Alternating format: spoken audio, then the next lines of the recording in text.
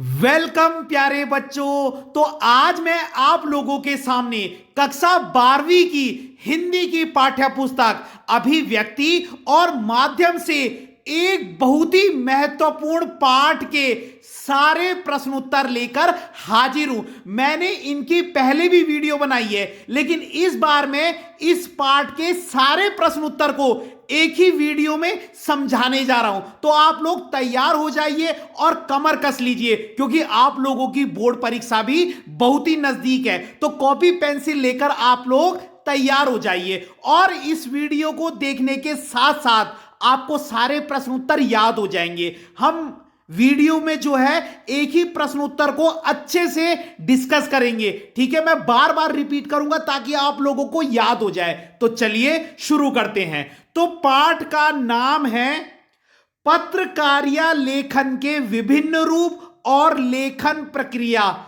पत्रकारिता लेखन के विभिन्न रूप और लेखन प्रक्रिया, यह पाठ का नाम। कल भी हमने एक वीडियो डाली थी जिसमें उस पाठ के पूरे प्रश्न उत्तर थे, ठीक है। तो आज जो हम पाठ के प्रश्न उत्तर पर चर्चा करेंगे, पत्रकारिता लेखन के विभिन्न रूप और लेखन प्रक्रिया, इसमें से क्वेश्चन भी आएगा और एमसीक्यू भी आ सकता है। क्वेश्चन भी और एमसीक्यू भी, तो ये दोनों हिसाब से इंपॉर्टेंट है। देखिए, सबसे पहले पत्रकारिता लेखन किसे कहते हैं। चैप्टर का नाम है पत्रकारिता लेखन, तो आपको पता होना चाहिए कि पत्रकारिता लेखन क्या है। देखिए, एमसीक्यू में आ सकता है, पत्रकारिता लेखन किसे कहते हैं। देखिए, जब पत्रकार आपको पता है रिपोर्टर, जब पत्रकार अपने दर्शकों तक सूचना पहुंचाने के लिए, जब पत्रकार अपने दर्शकों तक, यानी जो ऑडियंस है, जब पत्रकार अपने दर्शकों तक सूचना पहुंचाने के लिए लेखन के विभिन्न रूपों का प्रयोग करता है, उसे पत्रकारिता लेखन कहते हैं। अब इसमें याद करने वाली चीज क्या है, बस ये वाले वर्ड, लेखन के विभिन्न रूप, ये 4 शब्द आपको याद करने, बाकी आप परिभाषा आसानी से याद हो जाएगी। जब पत्रकार अपने दर्शकों तक सूचना पहुंचाने के लिए, तो यहां तक तो इजी है। जब पत्रकार अपने दर्शकों तक सूचना पहुंचाने के लिए, भाई ये 4 शब्द याद रखना, लेखन के विभिन्न रूपों का प्रयोग करता है, उसे पत्रकारिता लेखन कहते हैं। 4 शब्द इंपॉर्टेंट है जो याद रखने, लेखन के विभिन्न रूप, क्योंकि बाकी की डेफिनेशन आसान है। जब पत्रकार अपने दर्शकों तक सूचना पहुंचाने के लिए लेखन के विभिन्न रूपों का प्रयोग करता है, तो उसे पत्रकारिता लेखन कहते हैं। याद हो गया, तो हम नेक्स्ट क्वेश्चन में चलेंगे। थोड़ा टाइम लग जाए, कोई दिक्कत नहीं है, लेकिन याद होना चाहिए। मैं नहीं चाहता आप एक वीडियो 2 बार देखिए, एक ही बार देखिए और खत्म। पत्रकारिता लेखन किसे कहते हैं, जब पत्रकार अपने दर्शकों तक सूचना पहुंचाने के लिए, जब पत्रकार अपने दर्शकों तक सूचना पहुंचाने के लिए, वही 4 शब्द, लेखन के विभिन्न रूपों का प्रयोग करता है, लेखन के विभिन्न रूपों का प्रयोग करता है, उसे पत्रकारिता लेखन कहते हैं। जब पत्रकार अपने दर्शकों तक सूचना पहुंचाने के लिए लेखन के विभिन्न रूपों का प्रयोग करता है। डन, याद हो गई। अब नेक्स्ट क्वेश्चन पे आ जाइए। जब पत्रकार अपने दर्शकों तक सूचना पहुंचाने के लिए लेखन के विभिन्न रूपों का प्रयोग करता है, उसे पत्रकारिता लेखन कहते हैं। याद हो गई। नेक्स्ट क्वेश्चन, यहां से एमसीक्यू भी आ सकते हैं और क्वेश्चन आंसर भी अगले प्रश्न से। और बहुत इंपॉर्टेंट प्रश्न है ये वाला, तो वेरी वेरी वेरी इंपॉर्टेंट। पत्रकार के कितने प्रकार होते हैं और पत्रकार किसे कहते हैं। तो पत्रकार किसे कहते हैं, रिपोर्टर कौन होता है, जो खबरों को एकत्र करता है। रिपोर्टर का काम क्या है। पत्रकार किसे कहते हैं, जो खबरों को एकत्र करता है। ये तो पत्रकार की परिभाषा हो गई, जो खबरों को एकत्र करता है वही तो पत्रकार होता है। अब प्रश्न यहां से आएगा, पत्रकार के कितने प्रकार है, और एमसीक्यू में भी आ सकता है इनकी डेफिनेशन, ये आता ही है। पत्रकार के 3 प्रकार है, रटने पड़ेंगे। पूर्णकालिक, अंशकालिक, फ्रीलांसर। पूर्णकालिक, अंशकालिक, फ्रीलांसर। पूर्णकालिक पत्रकार किसे कहते हैं, जो नियमित वेतन पर काम करता है। ये 2 वर्ड याद रखने पड़ेंगे, एमसीक्यू में यही वर्ड मिलेगा, नियमित वेतन। नियमित वेतन का मतलब होता है रेगुलर सैलरी। मान लीजिए मैं सारा टाइम्स में काम करता हूं, मैं टाइम्स ऑफ इंडिया में काम करता हूं, तो मैं अगर 15 दिन लीव पर हूं और 15 दिन मैं ऑफिस गया हूं तो मेरे को पूरे महीने की सैलरी मिलेगी, क्योंकि मैं वहां क्या हूं, परमानेंट हूं। तो पूर्णकालिक पत्रकार वो होता है जो नियमित वेतन पर काम करता है, मतलब रेगुलर सैलरी। रेगुलर सैलरी, नियमित वेतन, ये वर्ड याद रखना है, ये एमसीक्यू में यही वर्ड मिलेगा कि पूर्णकालिक पत्रकार कौन होता है, जो नियमित वेतन पर काम करता है, जो नियमित वेतन पर काम करता है। दूसरा है अंशकालिक पत्रकार, ये निश्चित मानदेय, याद करने पड़ेंगे दो वर्ड। निश्चित मानदेय का मतलब होता है दिहाड़ी कहते हैं जिसे आप, कि जितना काम उतना ही पैसा। अगर 15 दिन ऑफिस आए तो 15 दिन की सैलरी लो। जैसे पूर्णकालिक के साथ तो ऐसा नहीं था, वो 15 दिन गया लेकिन सैलरी पूरी मिली, क्योंकि उसकी फिक्स जॉब है। इसकी निश्चित मानदेय, जितना काम करोगे उतना ही पैसा मिलेगा। तो ये दो वर्ड याद रखने, एमसीक्यू में आ सकता है कि अंशकालिक पत्रकार किसे कहते हैं, जो निश्चित मानदेय पर काम करता है। पूर्णकालिक पत्रकार जो नियमित वेतन पर काम करता है। और फ्रीलांसर वो होता है जो पैसों के लिए किसी को भी अपनी खबर भेज देता है, मतलब समझे, पैसे दो और क्या, न्यूज लो। तो याद रखना है, ये 4 नंबर में भी आ सकता है। इसी क्वेश्चन पे डिस्कस करूंगा। पत्रकार किसे कहते हैं, जो खबरों को एकत्र करता है। पत्रकार किसे कहते हैं, जो खबरों को एकत्र करता है। याद हो गए पत्रकार के कितने प्रकार हैं, 3, पूर्णकालिक, अंशकालिक, फ्रीलांसर। पूर्णकालिक, अंशकालिक, फ्रीलांसर। पूर्णकालिक, अंशकालिक, फ्रीलांसर। पूर्णकालिक में दो वर्ड याद रखने, नियमित वेतन। पूर्णकालिक इक्वल टू नियमित वेतन। पूर्णकालिक इक्वल टू नियमित वेतन। उसके बाद क्या था, अंशकालिक इक्वल टू निश्चित मानदेय। अंशकालिक इक्वल टू निश्चित मानदेय। और फ्रीलांसर होता है जो पैसों के लिए किसी को भी अपनी खबर भेज देता है। डन, याद हो गए। 4 नंबर में भी आ सकता है, और एमसीक्यू तो इसमें से समझ लीजिए, मुझे लगता है एक आ ही सकता है। 2 क्वेश्चन क्लियर हो गए। पत्रकार या लेखन किसे कहते हैं। पहला क्वेश्चन, जब पत्रकार अपने दर्शकों तक सूचना पहुंचाने के लिए लेखन के विभिन्न रूपों का प्रयोग करता है। जब पत्रकार अपने दर्शकों तक सूचना पहुंचाने के लिए लेखन के विभिन्न रूपों का प्रयोग करता है। यह पहला वाला क्वेश्चन था। दूसरा याद हो गया, पत्रकार किसे कहते हैं, जो खबरों को एकत्र करता है। कितने प्रकार होते हैं, 3, पूर्णकालिक, अंशकालिक, फ्रीलांसर।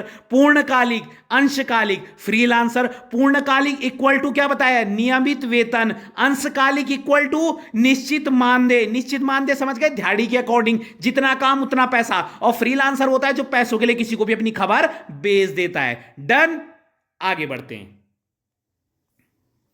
समाचार कैसे लिखा जाता है, यह भी वेरी इंपॉर्टेंट, बहुत इंपॉर्टेंट है।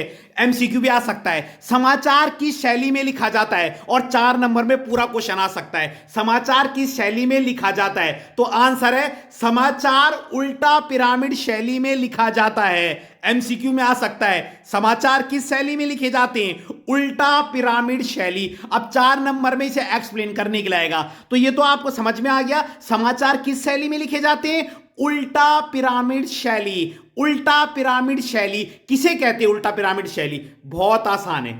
इसमें पहले महत्वपूर्ण समाचारों को लिखा जाता है और बाद में कम महत्वपूर्ण समाचारों को, यानी कि ज्यादा इंपॉर्टेंट न्यूज पहले, बाद में कम इंपॉर्टेंट न्यूज।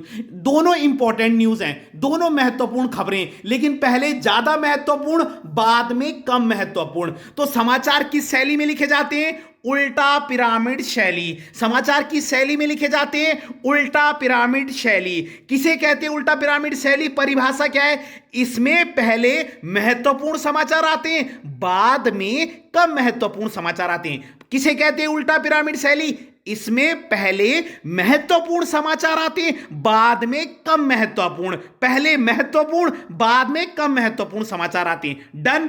अब इसके बाद यह बना दीजिएगा, ये इसका ग्राफ है।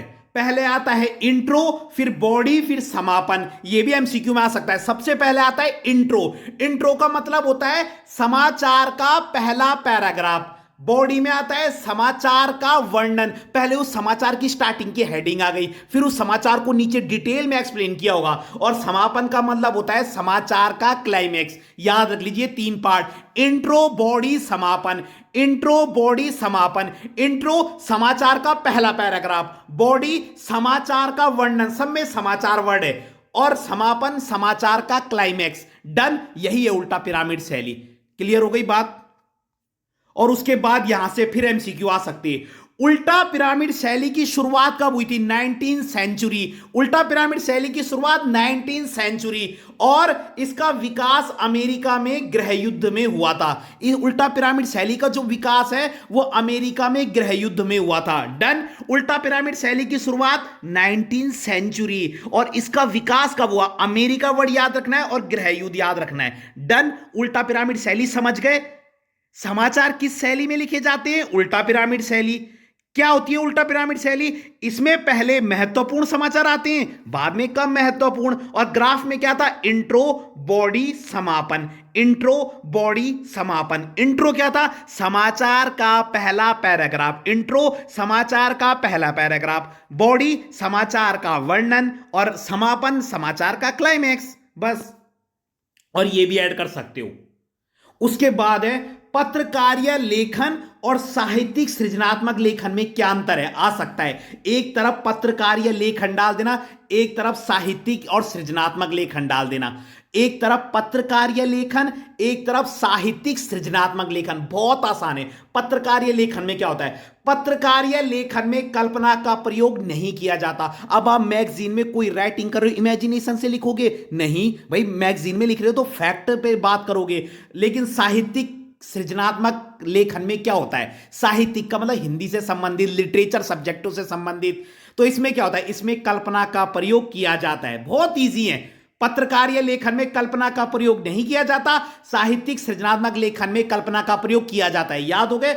दूसरा, पत्रकारिता लेखन में भावनाओं का प्रयोग किया जाता है, ठीक है, नहीं किया जाता, इसमें नहीं किया जाता। ठीक है, पत्रकारिता लेखन में कल्पना का प्रयोग भी नहीं किया जाता और भावनाओं का प्रयोग भी भाई नहीं हो सकता, भावनाओं से थोड़ी लिखना है ये। लेकिन साहित्यिक लेखन जो होते हैं, जैसे हिंदी में, अंग्रेजी में क्रिएटिव राइटिंग आता है, तो उसमें तो आप अपनी कल्पना का प्रयोग भी करते हो और अपनी भावनाओं का भी। हिंदी में जितनी भी पोयम होती है वो पोएट अपनी इमेजिनेशन से ही तो लिखता है, ठीक है, जबकि पत्रकार मैगजीन में तो ऐसा होता नहीं है। ठीक है, तो पत्रकारिता लेखन में क्या है? दोनों पॉइंट, कल्पना का प्रयोग नहीं किया जाता, भावना का प्रयोग नहीं किया जाता, और साहित्यिक सृजनात्मक लेखन में कल्पना का प्रयोग किया जाता है, भावना का प्रयोग किया जाता है। 2 पॉइंट हो गए इतनी जल्दी। तीसरा, पत्रकारिता लेखन की भाषा सरल होनी चाहिए, शब्द ऐसे होने चाहिए जो दूसरे आसानी से समझ सकें, और साहित्यिक सृजनात्मक लेखन की भाषा साहित्यिक होनी चाहिए। तो तीसरा अंतर है, पत्रकारिता लेखन की भाषा सरल होनी चाहिए और यह साहित्यिक लेखन की भाषा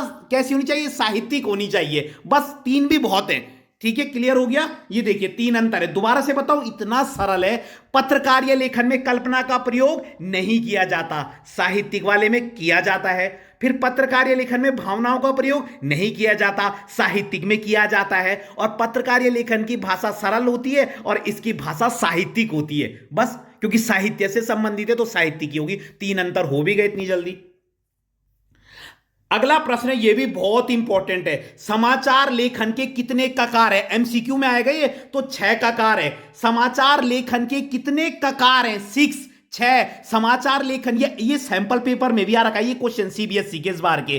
तो समाचार लेखन के कितने ककार हैं? 6। एक बार दोबारा से पहला वाला क्वेश्चन डिस्कस कर लें। पत्रकारिता लेखन और साहित्यिक सृजनात्मक लेखन में क्या अंतर है? तो पत्रकारिता लेखन में कल्पना का प्रयोग नहीं किया जाता, क्लियर है, साहित्यिक वाले में किया जाता है। पत्रकारिता लेखन में भावनाओं का प्रयोग नहीं किया जाता, साहित्यिक में किया जाता है। पत्रकारिता लेखन की भाषा सरल होनी चाहिए और साहित्यिक वाले की भाषा साहित्यिक होनी चाहिए। दैट्स ऑल, खत्म।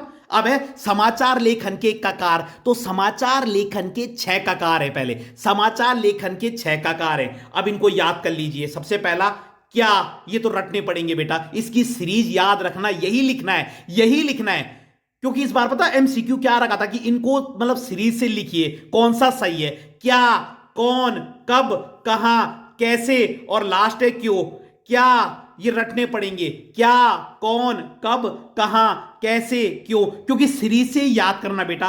क्या, कौन, कब, कहां, कैसे, क्यों। क्या का मतलब क्या घटना घटी, कौन घटना किससे संबंधित है, कब घटना घटी, कहां घटना घटी, कैसे घटना घटी, क्यों घटना घटी। बहुत इजी है, बस आप ये 6 वो याद कर लीजिए बस सीरीज से। बाकी तो ये वही है, क्या घटना घटी, घटना किससे संबंधित है, कब घटना घटी, कहां घटना घटी, कैसे घटना घटी, क्यों घटना घटी। ठीक है, और ये जो ऊपर के 4 है ना, ये इंट्रो में आते हैं। मैंने आपको भी उल्टा पिरामिड शैली में बताया था ना, इंट्रो समाचार का पहला पैराग्राफ। तो ये जो 4 का कार्य है ये इंट्रो में आते हैं, और ये जो 5वां 6वां ये बॉडी में आते हैं, समापन में कुछ नहीं है। ये समाचार लेखन के कितने का कार्य, 6। क्लियर है, ये 6 नाम आप याद कर लेना। अगर वो पूछे इंट्रो में कितने का कार आते हैं, तो ऊपर के जो 4 होंगे, और बॉडी में कितने का कार आते हैं, जो बाकी के जो 2 होंगे, 5वां 6वां। डन, क्लियर हो गया। अगला है विशेष रिपोर्ट किसे कहते हैं, इसके प्रकार बताइए। यहां से भी एमसीक्यू आ सकता है, 4 नंबर में आ ही सकता है। विशेष रिपोर्ट किसे कहते हैं, गहरी छानबीन के बाद जो रिपोर्ट लिखी जाती है उसे विशेष रिपोर्ट कहते हैं। विशेष रिपोर्ट किसे कहते हैं, गहरी छानबीन के बाद जो रिपोर्ट लिखी जाती है उसे विशेष रिपोर्ट कहते हैं। अब मैंने बोला कि आपको इकोनॉमिक्स में या आपको फिजिक्स में एक विशेष प्रोजेक्ट बनाना है, तो विशेष प्रोजेक्ट कैसे बनेगा, उसके लिए आप क्या करोगे, गहरी छानबीन करोगे ना, इंटरनेट से कंटेंट ढूंढोगे, यहां से ढूंढोगे। तो विशेष रिपोर्ट किसे कहते हैं, जो गहरी छानबीन के बाद लिखी जाती है। डन। अब इसके कितने प्रकार है, यहां से एमसीक्यू आ सकता है। इसके 4 प्रकार है। विशेष रिपोर्ट की परिभाषा आ गई, जो गहरी छानबीन के बाद लिखी जाती है। बहुत सिंपल है, जो गहरी छानबीन के बाद लिखी जाती है वो विशेष रिपोर्ट है। विशेष रिपोर्ट के कितने प्रकार है, 4। पहला खोजी रिपोर्ट, ये रटनी पड़ेगी। खोजी रिपोर्ट किसे कहते हैं, बहुत आसान है, जो छुपी हुई खबरों को सामने लाती है। खोजी का मतलब क्या है, खोजना, जो छुपी हुई खबरों को सामने लाती है, और ये भ्रष्टाचार और गड़बड़ी का पता लगाती है। ये आ सकता है एमसीक्यू में, खोजी रिपोर्ट किसका पता लगाती है, तो याद कर लो। पहली रिपोर्ट है। विशेष रिपोर्ट के कितने प्रकार हैं, 4। पहला खोजी रिपोर्ट, खोजी क्या करती है, जो छुपी हुई खबरों को सामने लाती है और गड़बड़ी भ्रष्टाचार का पता लगाती है। डन। विशेष रिपोर्ट के कितने प्रकार है, 4। ये 4 हम वो पढ़ेंगे। पहले विशेष रिपोर्ट किसे कहते हैं, जो गहरी छानबीन के बाद लिखी जाती है। विशेष रिपोर्ट किसे कहते हैं, जो गहरी छानबीन के बाद लिखी जाती है। डन, याद हो गया। विशेष रिपोर्ट के कितने प्रकार है, 4। पहला है खोजी। खोजी किसे कहते हैं, जो छुपी हुई खबरों को सामने लाती है और भ्रष्टाचार गड़बड़ी का पता लगाती है। दूसरा है in depth report. In depth का मतलब होता है जो सार्वजनिक खबरों की गहरी छानबीन करती है। इन डेप्थ का मतलब सार्वजनिक खबरों की गहरी छानबीन, जो खबर सबको पता है ये उसकी भी गहराई में जाकर छानबीन करती है। इन डेप्थ का मतलब ही होता है गहराई में जाकर।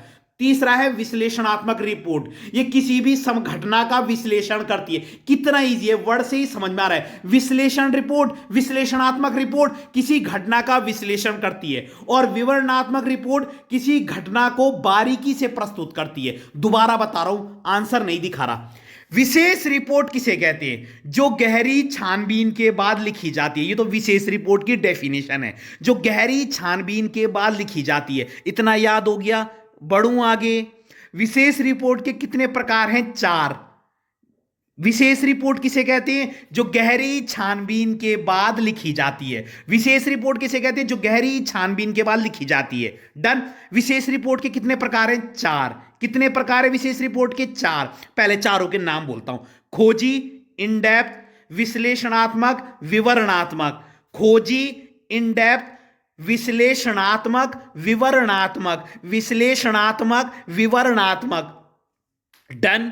पहला खोजी, दूसरा मैंने क्या बताया, इन डेप्थ, विश्लेषणात्मक, विवरणात्मक। खोजी क्या करती है, छुपी हुई खबरों को सामने लाती है और भ्रष्टाचार गड़बड़ी का पता लगाती है। डन। छुपी हुई खबरों को सामने लाती है, भ्रष्टाचार और गड़बड़ी का पता लगाती है। कौन, खोजी। इन डेप्थ, सार्वजनिक खबरों की गहराई में जाकर छानबीन करती है। एक एक लाइन के डेफिनेशन है।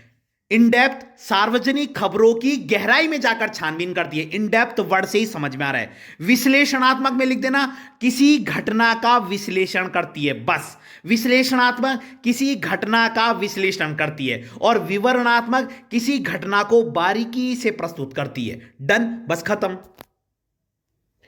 अगला है फीचर। यहां से भी क्वेश्चन आएगा, बहुत इंपॉर्टेंट है। फीचर किसे कहते हैं, एक अच्छे फीचर की विशेषताएं बताइए। तो सबसे पहले फीचर किसे कहते हैं याद कर लीजिए। इसमें दो वर्ड याद रखने बस। फीचर एक सृजनात्मक और आत्मनिष्ठ लेख है। दो वर्ड याद रखने, एमसीक्यू में भी आ सकता है ये, फीचर कैसा लेख है।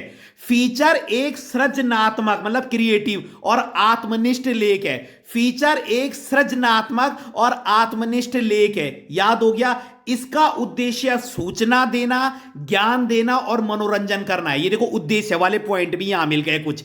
फीचर क्या है, एक सृजनात्मक और आत्मनिष्ठ लेख। फीचर क्या है, एक सृजनात्मक और आत्मनिष्ठ लेख। सृजनात्मक मतलब क्रिएटिव, ठीक है। फीचर एक सृजनात्मक और आत्मनिष्ठ लेख है। और तीन और याद रखना, इसका उद्देश्य सूचना देना, ज्ञान देना और मनोरंजन करना है। इसका उद्देश्य सूचना देना, ज्ञान देना, मनोरंजन करना है। क्लियर हो गई। फीचर क्या है, सृजनात्मक और आत्मनिष्ठ लेख है। फीचर क्या है, सृजनात्मक और आत्मनिष्ठ लेख है। इसका उद्देश्य है सूचना देना, ज्ञान देना, सूचना देना, ज्ञान देना, मनोरंजन करना। फीचर की परिभाषा याद हो गई। आगे बढ़ूं, फीचर किसे कहते हैं, फीचर एक सृजनात्मक और आत्मनिष्ठ लेख है। इसका उद्देश्य सूचना देना, ज्ञान देना और मनोरंजन करना है, याद हो गई। अब है फीचर की विशेषताएं। सबसे पहले कथात्मक शैली में लिखा जाता है। मनोरंजक भी याद कर लेना आप, लेकिन कथात्मक मेन है, एमसीक्यू में आ सकता है। फीचर किस शैली में लिखा जाता है, तो दोनों याद रख लो, मनोरंजक और कथात्मक। पहले आप कथात्मक पे जाइएगा। फीचर कथात्मक शैली में लिखा जाता है। फीचर की भाषा सरल होती है, आसान आसान पॉइंट है। फीचर कथात्मक शैली में लिखा जाता है, पहली विशेषता। क्लियर। दूसरा, फीचर की भाषा सरल होती है, बहुत इजी पॉइंट है। फीचर की भाषा दिल को छूने वाली होनी चाहिए, कितना सरल पॉइंट है। पहली विशेषता क्या बताई, फीचर कथात्मक शैली में लिखा जाता है। फीचर कथात्मक शैली में लिखा जाता है। भाषा कैसी होनी चाहिए, सरल। भाषा दिल को छूने वाली होनी चाहिए। फीचर बहुत लंबा नहीं होना चाहिए। वर्ड लिमिट सुन लो, 250 वर्ड से 2000 शब्द, ठीक है। 250 से 2000, 250 से 2000। क्लियर है। मुहावरों का प्रयोग होना चाहिए, कल्पना का प्रयोग होना चाहिए, भावना का प्रयोग होना चाहिए, रचनात्मकता का प्रयोग होना चाहिए। कितना सरल सरल पॉइंट है। अब दोबारा बोलूं, देखो, बिना देखे बोलूंगा, यहां से मैं पेज पीछे नहीं करूंगा। फीचर किसे कहते हैं, क्या वर्ड बताए थे, तो फीचर एक सृजनात्मक और आत्मनिष्ठ लेख है। डन। फीचर एक सृजनात्मक और आत्मनिष्ठ लेख है, डन बताया था। तीन उद्देश्य क्या थे, सूचना देना, ज्ञान देना, मनोरंजन करना। सूचना देना, ज्ञान देना, मनोरंजन करना, डन। डेफिनेशन तैयार। फीचर एक सृजनात्मक और आत्मनिष्ठ लेख है। इसका उद्देश्य सूचना देना, ज्ञान देना, मनोरंजन करना है। क्लियर। अब एक फीचर की विशेषता है। पहला, कथात्मक शैली में लिखा जाता है। दूसरा, भाषा सरल होनी चाहिए। तीसरा, भाषा दिल को छूने वाली होनी चाहिए। चौथा, फीचर बहुत लंबा नहीं होना चाहिए। कितनी वर्ड लिमिट बताई थी ब्रैकेट में, 250 शब्द से 2000 शब्द। 250 शब्द से 2000 शब्द। चार तो यही हो गए, देखो पॉइंट याद। दोबारा बोल दूं, फीचर कथात्मक शैली में लिखा जाता है। भाषा सरल होनी चाहिए, दिल को छूने वाली होनी चाहिए। फीचर बहुत लंबा नहीं होना चाहिए, 250 से 2000 शब्द। और चार तो अभी बचे हुए, सबसे सरल। मुहावरों का प्रयोग होना चाहिए, कल्पना का प्रयोग होना चाहिए, भावनाओं का प्रयोग होना चाहिए, रचनात्मकता का प्रयोग होना चाहिए। 8 विशेषताएं हो गई चुटकी में। डन। अब आ जाओ, फीचर के उद्देश्य 3 मैंने पहले बता दिए थे। सूचना देना, ज्ञान देना, मनोरंजन करना। उसके अलावा लिख देना सोचने की क्षमता बढ़ाना, बुद्धि का विकास करना। अब मान लीजिए ये क्वेश्चन 4 नंबर में आ जाए, आप बोलेंगे सर आपने तो 5 ही पॉइंट बताए, तो इनके अंदर थोड़ा सा डिटेल खुद लिख देना कि फीचर से क्या है, ज्ञान में वृद्धि होती है, ठीक है, बच्चे की लिखने की क्षमता का विकास होता है, उसकी सोचने की क्षमता का विकास होता है, क्योंकि इसमें बच्चा सोच कर लिखता है। सो अंदर बहुत कुछ लिख सकते हो। तो फीचर की 3 उद्देश्य तो पहली थे, सूचना देना, ज्ञान देना, मनोरंजन करना। डन। 3 थे, 2 और ऐड कर देना, सोचने की शक्ति बढ़ाना और बुद्धि का विकास करना। 3 आपको याद थे, 2 ऐड कर देना, सोचने की शक्ति बढ़ाना, बुद्धि का विकास करना। अब फीचर के 5 उद्देश्य हो गए, सूचना देना, ज्ञान देना, मनोरंजन करना, बुद्धि का विकास करना, सोचने की शक्ति बढ़ाना। कितने सरल हैं। फीचर के उद्देश्य सूचना देना, ज्ञान देना, मनोरंजन करना, सोचने की शक्ति बढ़ाना, बुद्धि का विकास करना। हो गया।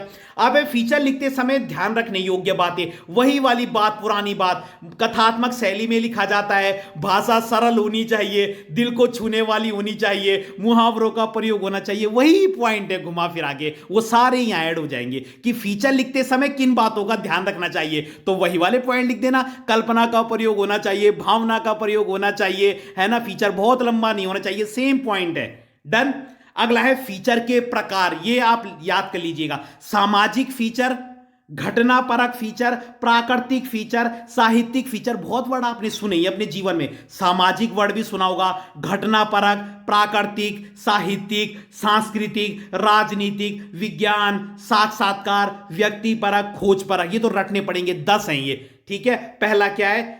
सामाजिक फीचर, घटना परक फीचर, प्राकृतिक फीचर, साहित्यिक फीचर, सांस्कृतिक फीचर, राजनीतिक फीचर, विज्ञान फीचर, साक्षात्कार फीचर, साक्षात्कार का मतलब इंटरव्यू, व्यक्ति परक फीचर और खोज परक फीचर। तो ये आप याद कर लीजिएगा। अब फीचर और समाचार में अंतर बहुत इंपॉर्टेंट है। फीचर और समाचार में अंतर और बहुत सरल है। फीचर में कल्पना का प्रयोग अभी बताया था, किया जाता है, बताया नहीं था कि कल्पना का प्रयोग करना चाहिए, भावनाओं का प्रयोग करना चाहिए। तो फीचर में कल्पना का प्रयोग किया जाता है, लेकिन क्या समाचार में तुम इमेजिनेशन का यूज करोगे? कोई एंकर समाचार अपने इमेजिनेशन से दे देगा कि अरे मुझे ऐसा लगता है, ऐसा तो होगा नहीं। तो फीचर में कल्पना का प्रयोग किया जाता है, समाचार में इमेजिनेशन, कल्पना का प्रयोग नहीं किया जाता। दूसरा, भावनाओं का प्रयोग किया जाता है, समाचार में भावनाओं का प्रयोग नहीं किया जाता। तो 2 पॉइंट तो ऐसे ही बन गए। फीचर में कल्पना का प्रयोग किया जाता है, समाचार में कल्पना का प्रयोग नहीं किया जाता, इमेजिनेशन से न्यूज नहीं दी जा सकती। फीचर में भावनाओं का प्रयोग किया जाता है, समाचार में भावनाओं के लिए कोई जगह नहीं है। तीसरा, फीचर कथात्मक शैली में लिखा जाता है और समाचार मैंने आपको पहले बताया था उल्टा पिरामिड शैली में लिखा जाता है। 3 हो गए। फीचर का उद्देश्य सूचना देना, ज्ञान देना और मनोरंजन करना है, और समाचार का उद्देश्य सूचना देना है। बस समाचार मनोरंजन थोड़ी करेगा। क्लियर हो गई? मेन उद्देश्य जो है, तो ये 4 आप याद कर लेना। फीचर में कल्पना का प्रयोग किया जाता है, समाचार में कल्पना का प्रयोग नहीं किया जाता। पहला पॉइंट याद हो गया। फीचर और समाचार में अंतर, वेरी इंपॉर्टेंट। फीचर में कल्पना का प्रयोग होगा, समाचार में कल्पना का प्रयोग नहीं होगा। फीचर में भावनाओं का प्रयोग होगा, समाचार में भावनाओं का भी प्रयोग नहीं होगा। फीचर कथात्मक शैली में लिखा जाता है, समाचार उल्टा पिरामिड शैली में लिखा जाता है। एमसीक्यू बहुत तैयार हो रहे हैं। फीचर का उद्देश्य सूचना देना, ज्ञान देना, मनोरंजन करना है, और समाचार का उद्देश्य सूचना देना है। डन। 4 याद हो गए, रट लीजिए। अगला है, फीचर को आत्मनिष्ठ लेख क्यों कहा जाता है? बहुत इंपॉर्टेंट है। फीचर को आत्मनिष्ठ लेख या आत्मकथात्मक लेख क्यों कहा जाता है? ये बहुत इजी है। तो इसमें लिखना क्यों कहा जाता है, मैं ऐसे ही बता देता हूं। फीचर को, आप क्वेश्चन देखिए बस, फीचर को आत्मनिष्ठ लेख या आत्मकथात्मक लेख क्यों कहा जाता है? तो देखिए, जब कोई इंसान फीचर लिखता है, ढंग से सुन लीजिए, जब कोई इंसान फीचर लिखता है तो पढ़ने वाले को ऐसा लगता है मानो ये मेरे बारे में ही बात हो रही है। क्योंकि हम फीचर किससे लिखते हैं? अपने दिल से लिखते हैं, अपनी भावनाओं का प्रयोग करते हैं। तो फीचर को आत्मनिष्ठ लेख इसलिए कहा जाता है कि जब कोई भी इंसान फीचर पढ़ता है तो उसको ऐसे लगता है मानो ये मेरे बारे में ही बातें हो रही हैं, इसलिए फीचर को आत्मनिष्ठ लेख कहा जाता है। डन। और इसमें फीचर के बारे में भी लिख देना जितना आपको आता है। तो क्लियर हो गया?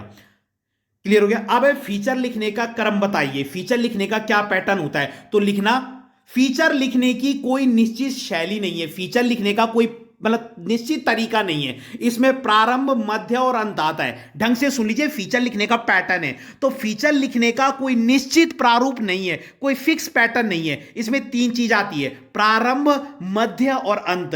याद हो गया? फीचर लिखने का क्रम पूछेंगे ना तो लिख देना, फीचर लिखने का कोई निश्चित क्रम नहीं होता, फीचर लिखने का कोई निश्चित क्रम नहीं होता। इसमें 3 चीज आती है, प्रारंभ, मध्य और अंत। फीचर लिखने का कोई निश्चित क्रम नहीं होता, इसमें 3 चीजें आती है, प्रारंभ, मध्य, अंत। देखिए, प्रारंभ में माना हम किसी व्यक्ति पर फीचर लिख रहे हैं तो शुरू में ऐसी घटना के बारे में लिखना चाहिए जिसने उस व्यक्ति के जीवन को बदल दिया हो। स्टार्टिंग ऐसे करनी है। अगर मान लो तुम किसी व्यक्ति पर फीचर लिख रहे हो तो स्टार्टिंग में ऐसी घटना के बारे में लिखना जिसने उस इंसान के जीवन को बदल दिया हो। मध्य में लिखना, इसके बाद उस व्यक्ति के जीवन की सभी महत्वपूर्ण घटनाओं के बारे में लिखना। प्रारंभ में, समझ गए? फीचर लिखने का कोई निश्चित क्रम नहीं होता। डन। इसमें 3 चीज आती हैं, प्रारंभ, मध्य, अंत। प्रारंभ हेडिंग डालना और लिख देना, माना हम किसी व्यक्ति के बारे में फीचर लिख रहे हैं तो प्रारंभ में हम ऐसी घटना के बारे में लिखेंगे जिसने उस व्यक्ति की जिंदगी को बदल दिया हो, केवल ऐसी घटना जिसने उस व्यक्ति की जिंदगी को बदल दिया हो। डन, प्रारंभ ऐसे करेंगे। मध्य में उस व्यक्ति के जीवन की सभी घटनाएं आएंगी। पहले वाले में तो क्या है, प्रारंभ में उस व्यक्ति के जीवन की ऐसी घटना के बारे में लिखना है जिसने उसके जीवन को बदल दिया। मध्य में सभी घटनाएं आएंगी उस व्यक्ति के, और अंत में उस व्यक्ति की भविष्य की योजनाएं। डन। मान लीजिए मैं महात्मा गांधी पर फीचर लिख रहा हूं, मान लीजिए, तो पहले वाले में मैं प्रारंभ में ऐसी घटना के बारे में लिखूंगा जिसने महात्मा गांधी के जीवन को बदल दिया। मध्य में सभी घटनाएं आ जाएंगी और अंत में उनकी भविष्य की जो योजनाएं थी। डन। अगला है संपादकीय किसे कहते हैं। संपादकीय में लेखक का नाम क्यों नहीं दिया जाता। एमसीक्यू भी आता है यहां से कि संपादकीय या समाचार पत्र की आवाज किसे माना जाता है। पहले एमसीक्यू सुन लो, समाचार पत्र की आवाज किसे कहा जाता है, तो आंसर होगा संपादकीय को। समाचार पत्र की आवाज किसे कहा जाता है, तो आंसर होगा संपादकीय को। यह तो एमसीक्यू में आ सकता है। अब मैं प्रश्न पढ़ता हूं, संपादकीय किसे कहते हैं। संपादकीय में लेखक का नाम क्यों नहीं दिया जाता, तो लिखना, संपादकीय एक लेख है जिसे समाचार पत्र की आवाज माना जाता है। संपादकीय एक लेख है जिसे समाचार पत्र की आवाज माना जाता है। संपादकीय लिखने की जिम्मेदारी समाचार पत्र के संपादक और उसके साथियों की होती है। मान लीजिए मैं न्यूज़पेपर का संपादक हूं, तो मैं लिखूंगा, मैं और मेरे साथी मिलकर कोई एक आर्टिकल लिखेंगे, वही संपादकीय है और वही समाचार पत्र की आवाज है। संपादकीय किसे कहते हैं, तो लिखना, संपादकीय एक लेख होता है जिसे समाचार पत्र की आवाज माना जाता है। दोबारा बोलूंगा, संपादकीय किसे कहते हैं, यह प्रश्न है ना, और संपादकीय में लेखक का नाम क्यों नहीं दिया जाता, यह प्रश्न मिलकर बने। तो संपादकीय एक लेख है जिसे समाचार पत्र की आवाज माना जाता है। डन। और संपादकीय लिखने की जिम्मेदारी समाचार पत्र के संपादक और उसके साथियों की होती है। न्यूज़पेपर के संपादक और उसके साथियों की होती है। यहां से भी एमसीक्यू आ सकता है। तो संपादकीय क्या होता है, एक लेख होता है जिसे समाचार पत्र की आवाज माना जाता है। डन। इसे लिखने की जिम्मेदारी उसके संपादक और उसके साथियों की होती है। इतना क्लियर हो गया। ये तो हो गया संपादकीय किसे कहते हैं। अब इसमें संपादकीय में लेखक का नाम क्यों नहीं दिया जाता, तो संपादकीय में संपादक का नाम इसलिए नहीं दिया जाता क्योंकि यह संपादक की नहीं, पूरे समाचार पत्र की राय को बताता है। अब मान लीजिए मैंने कोई आर्टिकल लिखा तो उसके नीचे मेरा नाम नहीं होगा। क्यों नहीं होगा, अगर कोई इंसान उससे एग्री नहीं करता तो वो मुझ पर पर्सनली केस नहीं कर सकता, वो पूरे न्यूज़पेपर पर केस करेगा, क्योंकि न्यूज़पेपर में जो चीज छप रही है उसकी जिम्मेदारी पूरे न्यूज़पेपर की है। डन, आ गया समझ में, तो समझ गया। तो संपादकीय किसे कहते हैं, संपादकीय एक लेख है, ठीक है, जिसे समाचार पत्र की आवाज माना जाता है और इसे उसका संपादक और उसके साथी लिखते हैं। डन। और इसमें लेखक का नाम क्यों नहीं दिया जाता, क्योंकि ये पूरे समाचार पत्र की राय को बताता है। आगे बस में इसमें लेखक का नाम इसलिए नहीं दिया जाता क्योंकि यह पूरे समाचार पत्र की राय को बताता है। अगर किसी को दिक्कत है तो समाचार पत्र सारा जिम्मेदार होगा। अगला है स्तंभ लेखन किसे कहते हैं, बहुत इंपॉर्टेंट है। स्तंभ लेखन किसे कहते हैं, जब किसी लेखक का लेख प्रसिद्ध हो जाता है तो उसे स्तंभ लेखन लिखने का मौका दिया जाता है। यह स्तंभ लेखन भी एक न्यूज़पेपर में ही एक कॉर्नर में छपता है, लेकिन यह कोई भी इंसान नहीं लिख सकता। जब किसी लेखक का कोई लेख फेमस हो जाता है, मैंने कोई आर्टिकल लिखा और वो फेमस हो गया, तब मुझे यह लिखने का मौका मिलेगा। तो स्तंभ लेखन किसे कहते हैं, जब किसी लेखक का लेख फेमस हो जाता है, प्रसिद्ध हो जाता है, तो उसको स्तंभ लेखन लिखने का मौका दिया जाता है। ठीक है, इसमें व्यक्ति अपने विचारों को लिखता है, नए लेखकों को स्तंभ लेखन लिखने का मौका नहीं दिया जाता। और जब किसी का लेख प्रसिद्ध हो जाता है तो उस व्यक्ति की क्या होती है, तारीफ होती है, और समाचार पत्र की भी। ठीक है, अब मैं आंसर मत देखो, बिना आंसर देखे बोलो। देखो, स्तंभ लेखन किसे कहते हैं, जब किसी लेखक का लेख प्रसिद्ध हो जाता है तो उसे स्तंभ लेखन लिखने का मौका दिया जाता है। इतना याद हो गया। स्तंभ लेखन किसे कहते हैं, जब किसी लेखक का लेख प्रसिद्ध हो जाता है तो उसे स्तंभ लेखन लिखने का मौका दिया जाता है। डन। और फिर 3 पॉइंट लिखना। क्या क्या बताए थे मैंने, 3 पॉइंट देखिए। इसमें व्यक्ति अपने विचारों को लिखता है। पहले स्तंभ लेखन की परिभाषा समझ गए, जब किसी लेखक का लेख प्रसिद्ध हो जाता है तो उसको स्तंभ लेखन लिखने का मौका दिया जाता है। डन। फिर 3 पॉइंट लिख देना। इसमें इंसान अपने विचारों को लिखता है, नए लेखकों को स्तंभ लेखन लिखने का मौका नहीं दिया जाता। भाई नए लेखकों को मौका नहीं मिलेगा, जब किसी का लेख फेमस होगा वही लिख पाएगा। और तीसरा है, जब किसी लेखक का लेख क्या हो जाता है, मतलब एक प्रकार से प्रसिद्ध हो जाता है, तो उस व्यक्ति की भी तारीफ होती है और समाचार पत्र की भी। डन। उसके बाद है साक्षात्कार या इंटरव्यू किसे कहते हैं। पिछली बार आया था क्वेश्चन, बहुत इंपॉर्टेंट है। साक्षात्कार हिंदी में कहते हैं, इंटरव्यू इंग्लिश में कहते हैं। इंटरव्यू क्या होता है या साक्षात्कार क्या होता है, देखिए। जब कोई व्यक्ति सवाल जवाब के द्वारा दूसरे व्यक्ति के विचारों को जानता है, वही इंटरव्यू होता है। इंटरव्यू में क्या होता है, सवाल जवाब तो होते हैं। जब व्यक्ति सवाल जवाब के द्वारा दूसरे इंसान के विचारों को जानता है, वही साक्षात्कार होता है या इंटरव्यू बोलो आप। इंग्लिश में भी दे सकते हैं, हिंदी में भी। साक्षात्कार हिंदी में कहते हैं, इंटरव्यू इंग्लिश में कहते हैं। क्या होता है इंटरव्यू, जब कोई व्यक्ति सवाल जवाब के द्वारा दूसरे के विचारों को जानता है, वो तो हो गया इंटरव्यू परिभाषा। याद हो गई, जब कोई व्यक्ति सवाल जवाब के द्वारा दूसरे के विचारों को जानता है, जब कोई व्यक्ति सवाल जवाब के द्वारा दूसरे के विचारों को जानता है, तो वो हो गया इंटरव्यू। डन। अब लिख देना इंटरव्यू का महत्व या साक्षात्कार का क्या महत्व है। साक्षात्कार एक कच्चे माल की तरह होता है पत्रकारिता के लिए। साक्षात्कार इंटरव्यू जो एक रॉ मटेरियल है एक मैगजीन के लिए। क्यों, मैगजीन में बहुत सारे क्या छपते हैं, इंटरव्यू छपते हैं। तो साक्षात्कार एक प्रकार से रॉ मटेरियल है फॉर मैगजीन, क्योंकि कई लोगों के साक्षात्कार छपेंगे। तो पहला है साक्षात्कार पत्रकारिता के लिए कच्चे माल की तरह होता है। साक्षात्कार कच्चे माल की तरह होता है जो पत्रकारिता के काम आता है। दूसरा, इसके द्वारा दूसरे की सोच को जाना जा सकता है, इसके द्वारा दूसरे की भावनाओं को जाना जा सकता है। कितने इजी पॉइंट है। अब प्रश्न का उत्तर देखे बिना बात करते हैं। देखिए, साक्षात्कार किसे कहते हैं, इंटरव्यू किसे कहते हैं, जब कोई व्यक्ति सवाल जवाब के द्वारा दूसरे के विचारों को जानता है। याद कर लीजिए, जब कोई व्यक्ति सवाल जवाब के द्वारा दूसरे के विचारों को जानता है, वही तो इंटरव्यू होता है। डन। अब इसकी तीन वो क्या बताई थी साक्षात्कार के बारे में, देखिए कि साक्षात्कार कच्चे माल की तरह होता है जो पत्रकारिता में प्रयोग किया जाता है। साक्षात्कार कच्चे माल की तरह होता है जो पत्रकारिता में प्रयोग किया जाता है। एमसीक्यू में आ सकता है कि पत्रकारिता के लिए कच्चा माल क्या होता है, साक्षात्कार होता है। साक्षात्कार कच्चे माल की तरह होता है पत्रकारिता में जो काम आता है। दूसरा, इससे जो है दूसरे की भावनाओं को जाना जा सकता है। तुम किसी का इंटरव्यू ले रहे हो, उसकी सोच को जाना जा सकता है, उसकी भावनाओं को जाना जा सकता है। अगला है, एक इंटरव्यू के लिए जो रिपोर्टर है उसमें कौन कौन से गुण होने चाहिए, या एक सफल इंटरव्यू के लिए आवश्यक बातें क्या हैं। देखिए, आप में साहस होना चाहिए। आप एक रिपोर्टर हैं, एक अच्छा इंटरव्यू आप कैसे ले सकते हो, आपको ब्रेव होना चाहिए, आप में साहस होना चाहिए, आप में धैर्य होना चाहिए, पेशेंस। कई बार लोग ऐसी बातें बोल देते कि ओ भैया हमने कुछ गलत नहीं बोलना। आप एंकर हो, आप इंटरव्यू ले रहे हो, तो आप में साहस होना चाहिए, आप में धैर्य होना चाहिए, आप में कूटनीति होनी चाहिए, दिमागदार भी, आप में संवेदनशीलता होनी चाहिए, आपको उस विषय का पूरा ज्ञान होना चाहिए। आप इंटरव्यू लेने गए हो किसी नेता का, पता ही नहीं है कुछ पार्टियों के बारे में, और आपको ऐसे सवाल पूछने चाहिए जिनका जवाब पूरी जनता जानना चाहती है, वही तो होता है। तो इंटरव्यू के लिए क्या क्या होना चाहिए, आप में साहस होना चाहिए, धैर्य होना चाहिए, कूटनीति होनी चाहिए, संवेदनशीलता होनी चाहिए, दूसरे की भावनाओं को भी समझना है। ये नहीं कि ऐसे सवाल पूछ रहे कि रोने लग गया, ठीक है। और आपको उस विषय का पूरा ज्ञान होना चाहिए,